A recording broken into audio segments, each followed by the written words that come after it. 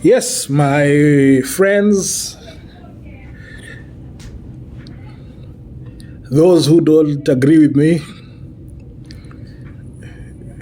because I like that. I like, I like a debate.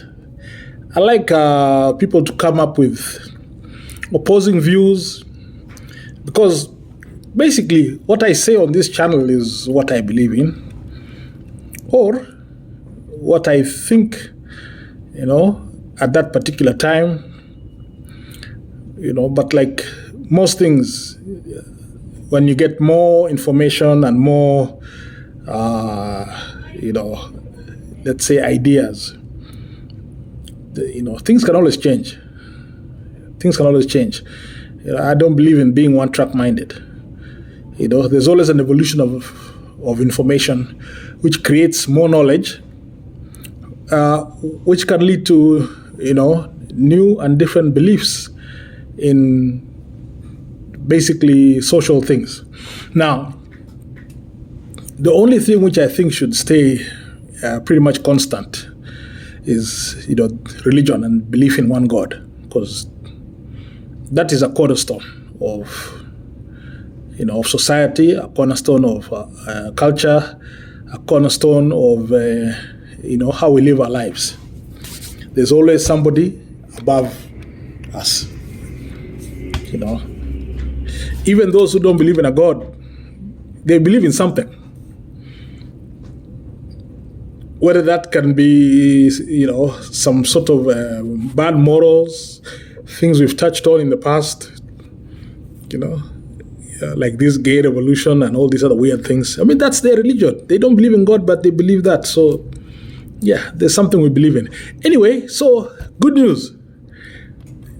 Rugby Sevens has come back with a bang. Thank you, Sasha Mutai, the new chairman, for bringing back the Safari Sevens. And I've been watching. I actually woke up at 1 o'clock US time at night to watch, because it was live on YouTube and some other outlets. I just wanted to watch and see how it is. And this is a tournament that started, I think, was it 1996? Yeah, let me check here, double check. 1996. Yes, the inaugural tournament was 1996, held at the RFUEA grounds. So for those who are rugby fanatics like me, that's the Harlequins ground along Gong Road. Okay, so let's see here. 2023 minus 1996. 27 long years. I mean, that's amazing. For me, hey, kudos, congratulations to the organizers, Kenya Rugby Union, for maintaining, a tournament for 27 long good years. That's good. That's a generation, or a little over one generation. I think a generation is like 20 years. Yeah, keep it up. Keep it up. Now, I know there's also a rugby circuit between Kenya, Uganda, and Zimbabwe. I think when Kenya plays Uganda, it's called the Elgon Cup. And when they play Zimbabwe, is it the Victoria Cup? Something like that. I'll investigate and find out. Actually, I should have done my research, but anyway, it just crossed my mind. Yeah, so that's another good tournament. That's 15 aside. That will really be good for building up our proficiency in the bigger game.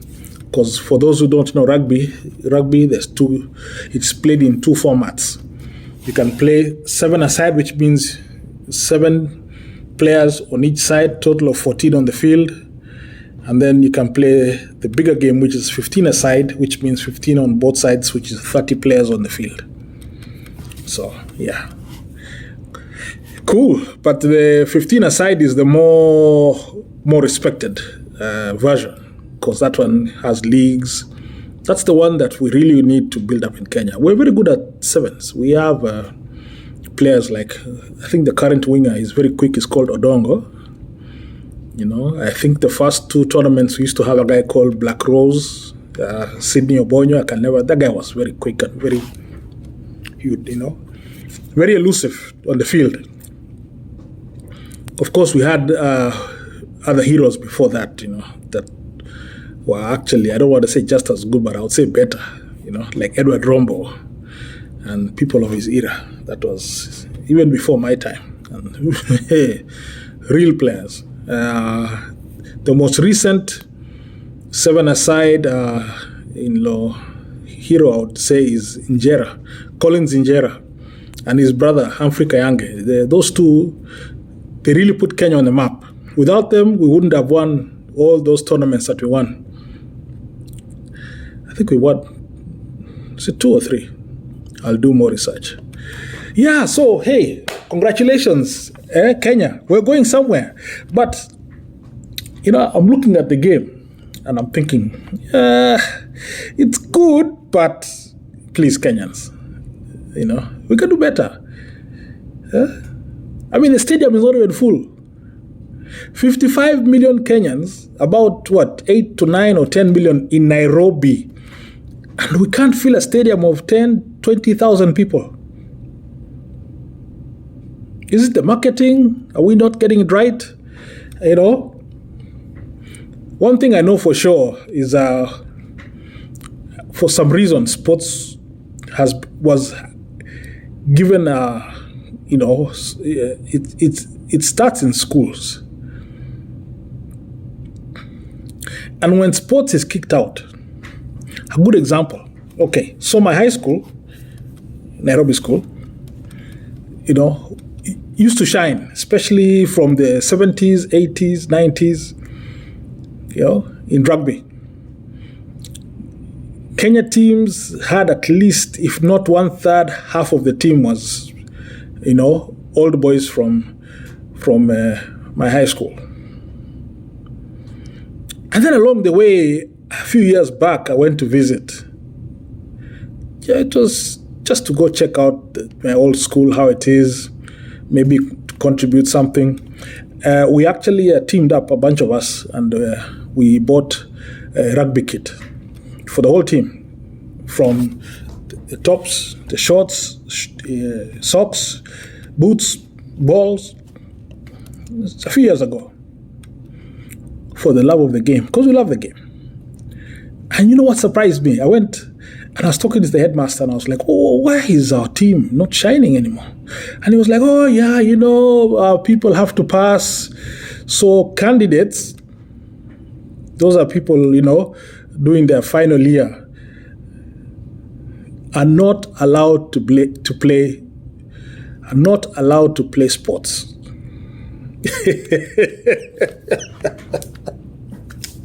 What? Who ever heard of such a thing? Who are these people? Seriously. Huh? And the candidates can't play sports. So, all these leagues we used to win and everybody. Kumbe, our team is being represented by third formers. Every other team that's winning, fourth formers are playing, but our school is so special. Yeah? Because there's Form 1, Form 2, Form 3, Form 4, right? For those who don't know. In high school. Okay, with the new system, I'm not even sure, but anyway, at that time,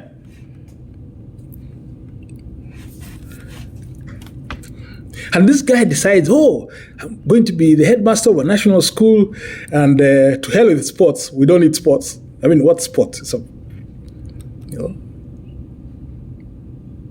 All candidates cannot play. So our best players, they're reaching their prime. They're reaching their prime. This is it. A time to put the school on the map. And they can't play.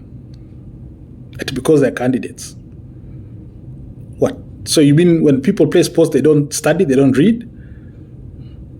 And who told you that those students, if they play sports and they shine, that they can't make career from sports, which will pay them 10 or 15 times more money than any career that academics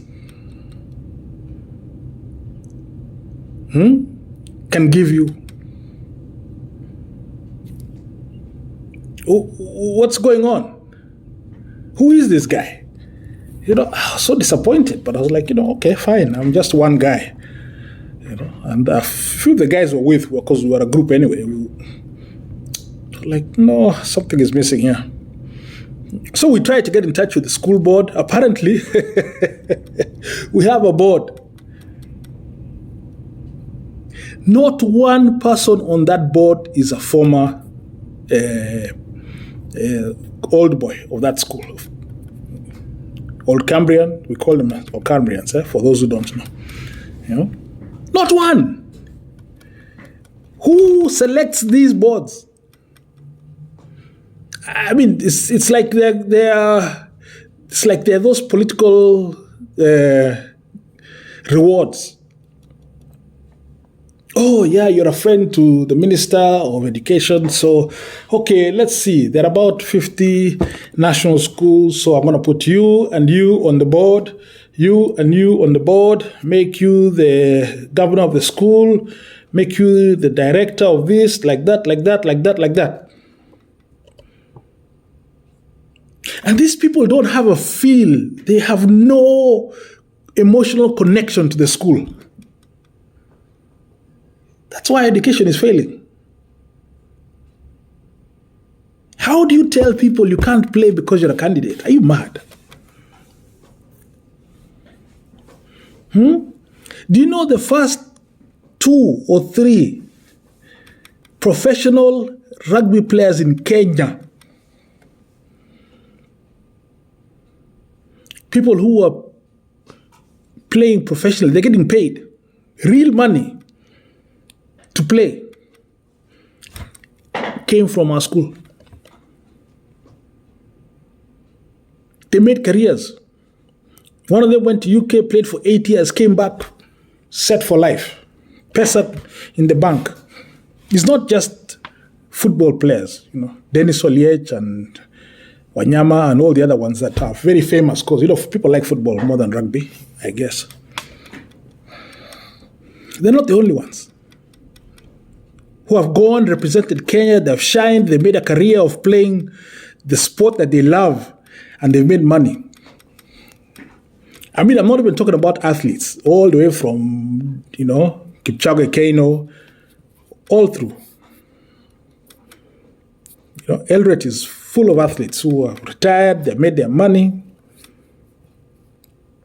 Daniel Komen, that guy, he broke records almost 20 years. Yeah, almost 20 years ago. And his records, some of them are still standing. People can't catch up. I mean, look, Kipchoge, Eliud Kipchoge, he had the marathon record for some time. But the other day, it's Kelvin Kiptum. Boom. Yeah. World marathon record holder is no longer Eliud Kipchoge. Yeah. Records tumbling. Ethiopians are coming in. Kenyans, they go there, they break records. Within 2 years, Ethiopians come and charaza all those records. So now the new breed of Kenyans have to go run up and down those hills of ours, Iten, Nandi Hills, to go and break the records again, bring them back to Kenya. I mean, I like that. That's it's a good rivalry. But these are individuals. There's no organization, or if there is, it's just minimal. We're not even seeing it. But most of these guys just running on their own because you're able to do that as an individual. But when it comes to team sports, for some reason, we don't know how to organize ourselves. I've been here saying that we need to be in the next World Cup rugby. Cricket is going on right now. I think the final is going to be later on this month. It's in India. Kenya is nowhere to be seen. But thank you for Safari Sevens. Thank you for at least, giving some of us rugby lovers. In fact, I'm even watching the replay right here on the TV. That's how much I love the game. I watch it and I watch it again and I watch it again. It's like a movie for me. Yeah, seeing all the players. At least we have some teams, some from UK. There's a team called Germany. I don't know if it's a German national team. There's a couple of teams from South Africa. In the past, we had teams from Argentina, Botswana, Zambia, Zimbabwe. I mean, right now, the main national teams I'm seeing who are doing well are us and the Ugandans. Ugandans have a good team. Coached by, Tolbert Onyango. One of another former Pacherian. I think he was a Pacherian. Yes. Yeah. Anyway. So, our high school was like the bedrock. Nairobi School, okay, and our rival across town, Lenana. Those are the two schools that used to, produce 80% of the national team. And that's when the national team used to shine. 80%. Now the whole team, there are no players from many of those schools. I mean, it's okay. There's talent everywhere, I guess. Yeah, but please. Tradition matters. So anyway, congratulations. Rugby, let's do it. Let's do it. Tomorrow we'll see. I wonder who's going to win. I hope Shujaa wins. Or if not, the Morans can win. Yeah, let's show Africa that, we're a powerhouse when it comes to seven-a-side rugby, and in the future, we'll be a powerhouse when it goes to the big game, not just Springboks of South Africa, even us. We can create a team that can be feared and recognized, worldwide. That's what we want to be. We want to be world champions, Yeah, when people see Kenyans, they're like, hey, those guys, when it comes to sports, usicheza now. Yeah, we're not just runners. We're not just like long distance athletes. We have other skills. Yeah, we're talented. We're not like, one is it called what? One trick pony. We can do many things. Talent galore. Anyway, so awesome. Now, last week, there was a debate. There's a gentleman. His name is Julius Malema, Honorable MP, Member of Parliament, South Africa. He's the leader of one of the parties there, I think the third largest. But it's not even that large, because I was looking at his party here. They have support basis about 13%. It's not bad. Not bad. Apparently, he was kicked out of the ANC back in 2013, 10 years ago. So he got mad and started his own.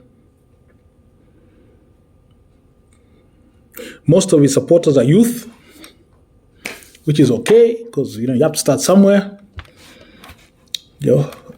And Kenyans love him. Some Kenyans, not all of us. They love him to death. I was reading some of the comments from my video of last week. Kenyans, don't get emotional. It's okay. It's just a discussion, a debate. Yeah, in my opinion, he's an okay leader, I guess, but in all honesty,